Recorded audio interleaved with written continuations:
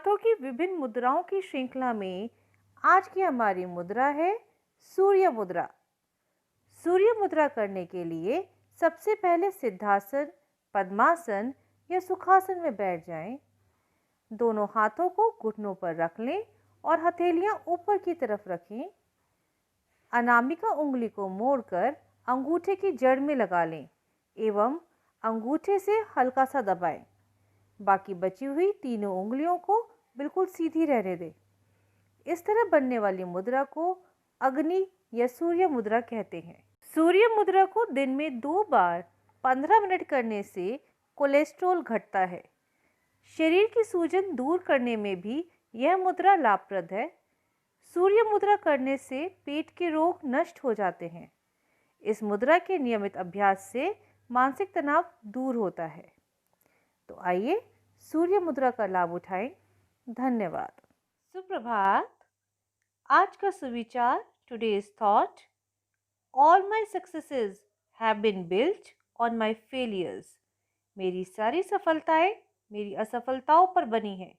अर्थात सफलता या असफलता इतना महत्व नहीं रखती जितना किसी कार्य को करने की कोशिश करना। अपनी हर असफलता से हम कार्य को सही ढंग से करने की कला सीखते हैं और धीरे धीरे उन्हें सफलता में बदल देते हैं। धन्यवाद। नमस्कार साथियों, रविवार के खास में आपका स्वागत है और आज हम चर्चा करेंगे राष्ट्रीय एकता दिवस पर। 31 अक्टूबर को सरदार वल्लभ भाई पटेल की जयंती मनाई जाती है। भारत के लौह पुरुष सरदार वल्लभ भाई पटेल की जयंती को चिन्हित करने के लिए 2014 से हर साल 31 अक्टूबर को नेशनल यूनिटी दिवस या राष्ट्रीय एकता दिवस मनाया जाता है। इस वर्ष स्वतंत्रता सेनानी वल्लभ भाई पटेल की 145वीं जयंती मनाई गई। सरदार वल्लभ भाई पटेल ने 565 रियासतों का विलय कर भारत को एक राष्ट्र बनाया था। यही कारण है कि वल्लभ भाई पटेल की जयंती के मौके पर राष्ट्रीय एकता दिवस मनाया जाता है। भारत जैसा देश जो विविधताओं से भरा है, जहां धर्म, जाति, भाषा, सभ्यता और संस्कृतियां एकता को बनाए रखना बहुत महत्वपूर्ण है। इसलिए राष्ट्र की एकता को स्थापित करने के लिए भारत सरकार ने 2014 में राष्ट्रीय एकता दिवस का प्रस्ताव रखा। क्योंकि सरदार पटेल भारत के एकीकरण के लिए जाने जाते हैं, इसलिए राष्ट्रीय एकता दिवस उनकी जयंती 31 अक्टूबर को प्रतिवर्ष मनाया जाता है। सरदार वल्लभ भाई पटेल की स्मृति में भारत सरकार ने गुजरात में नर्मदा नदी के पास भारत के लौह पुरुष की एक विशाल मूर्ति का निर्माण किया है। साथ ही स्वतंत्र भारत के प्रथम उप प्रधानमंत्री सरदार पटेल के संघर्षों और बलिदानों को याद रखते हुए भारत सरकार ने उनकी जयंती पर राष्ट्रीय एकता दिवस की घोषणा की थी।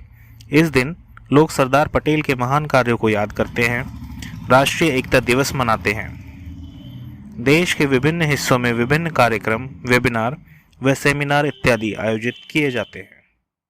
देश की आज़ादी के बाद सरदार पटेल पहले उप प्रधानमंत्री व गृह मंत्री बने थे। सरदार पटेल का जन्म 31 अक्टूबर 1875 को गुजरात के नडियाड में हुआ था। सरदार पटेल जी का निधन 15 दिसंबर 1950 को मुंबई, महाराष्ट्र में हुआ। साल 1991 में सरदार पटेल को मरणोपरांत भारत रत्न से सम्मानित किया गया था। सरदार पटेल का जन्म एक आर्थिक रूप से कमज़ोर परिवार में हुआ था। आजकल जिस उम्र में बच्चे ग्रेजुएट हो जाते हैं, उस उम्र में सरदार वल्लभ भाई पटेल ने 10वीं की परीक्षा पास की थी। उनकी शिक्षा में सबसे ज़्यादा रोड़े परिवार की आर्थिक तंगी ने अटकाए। इसके बावजूद उन्होंने जिलाधिकारी की परीक्षा में सर्वाधिक अंक प्राप्त किए। वर्ष 1905 में वल्लभ भाई पटेल वकालत की पढ़ाई करने के लिए इंग्लैंड जाना चाहते थे, लेकिन पोस्टमैन ने उनका पासपोर्ट और टिकट उनके भाई विट्ठल भाई पटेल को सौंप दिया। दोनों भाइयों का नाम वीजे पटेल था। वल्लभ भाई पटेल ने बड़े भाई को अपना पासपोर्ट और टिकट दे दिए। सरदार पटेल वकालत पढ़ने के लिए इंग्लैंड गए, वह भी 36 साल की उम्र में। शुरुआत में देर से पढ़ाई शुरू करने वाले सरदार पटेल ने 36 महीने के वकालत के कोर्स को महज 30 महीनों में ही पूरा कर लिया। वर्ष 1947 में भारत को आज़ादी तो मिली, लेकिन बिखरी हुई। देश में कुल 562 रियासतें थीं। अपनी कूटनीतिक क्षमता के बल पर पटेल ने इन्हें भारत में मिला लिया।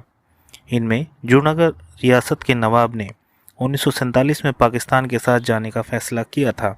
इसके बाद पटेल ने जूनागढ़ रियासत का भारत में विलय करा लिया।